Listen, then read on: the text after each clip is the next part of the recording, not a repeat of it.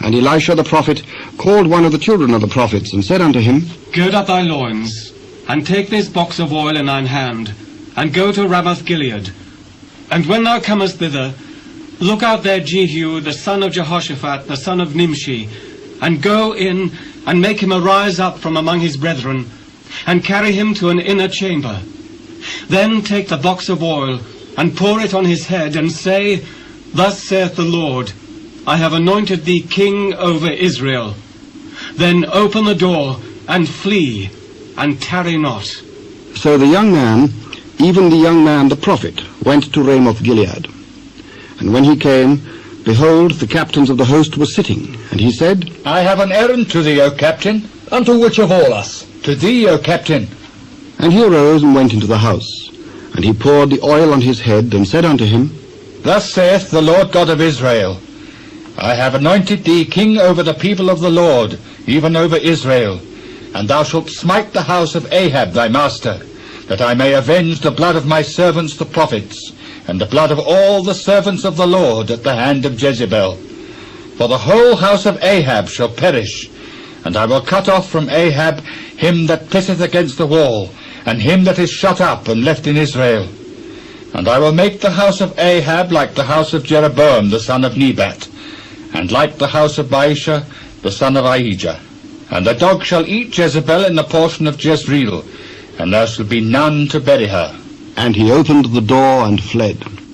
Then Jehu came forth to the servants of his lord. And one said unto him, Is all well? Wherefore came this mad fellow to thee? Ye know the man and his communication? It is false. Tell us now. Thus and thus spake he to me, saying, Thus saith the Lord, I have anointed thee king over Israel.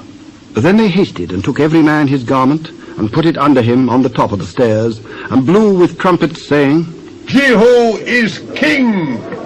So Jehu, the son of Jehoshaphat, the son of Nimshi, conspired against Joram. Now Joram had kept Ramothgilead, he and all Israel, because of Hazael, king of Syria. But King Joram was returned to be healed in Jezreel of the wounds which the Syrians had given him, when he fought with Hazael, king of Syria. And Jehu said, If it be your minds, then let none go forth nor escape out of the city to go to tell it in Jezreel. So Jehu rode in a chariot and went to Jezreel, for Joram lay there. And Ahaziah, king of Judah, was come down to see Joram.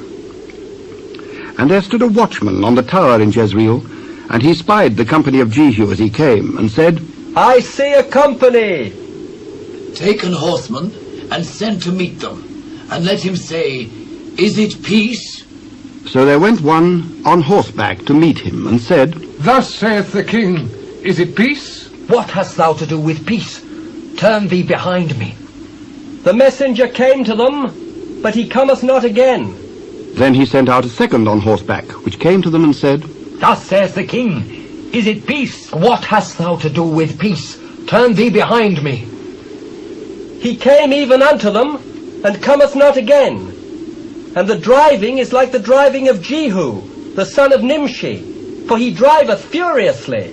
Make ready. And his chariot was made ready. And Joram king of Israel and Ahaziah king of Judah went out, each in his chariot, and they went out against Jehu, and met him in the portion of Naboth the Jezreelite. And it came to pass, when Joram saw Jehu, that he said, Is it peace, Jehu? What peace, so long as the whoredoms of thy mother Jezebel and her witchcrafts are so many? And Joram turned his hands and fled, and said to Ahaziah, There is treachery, O Ahaziah. And Jehu drew a bow with his full strength, and smote Jehoram between his arms. And the arrow went out at his heart, and he sunk down in his chariot. Then said Jehu to Bidkar his captain, Take up and cast him in the portion of the field of Naboth the Jezreelite.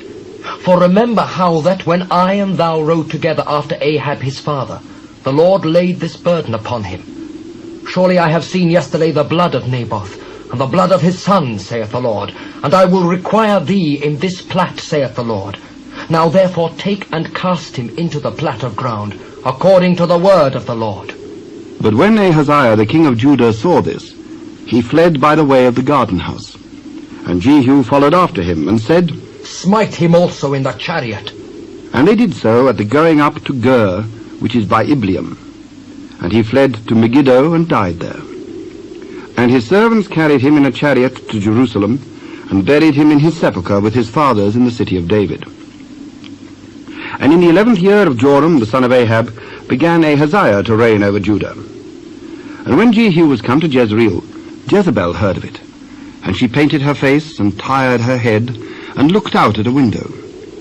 And as Jehu entered in at the gate, she said, Had Zimri peace who slew his master? Who is on my side? Who? And there looked out to him 2 or 3 eunuchs. Throw her down. So they threw her down, and some of her blood was sprinkled on the wall and on the horses. And he trod her underfoot. And when he was come in, he did eat and drink, and said, Go, see now this cursed woman, and bury her, for she is a king's daughter. And they went to bury her. But they found no more of her than the skull and the feet and the palms of her hands.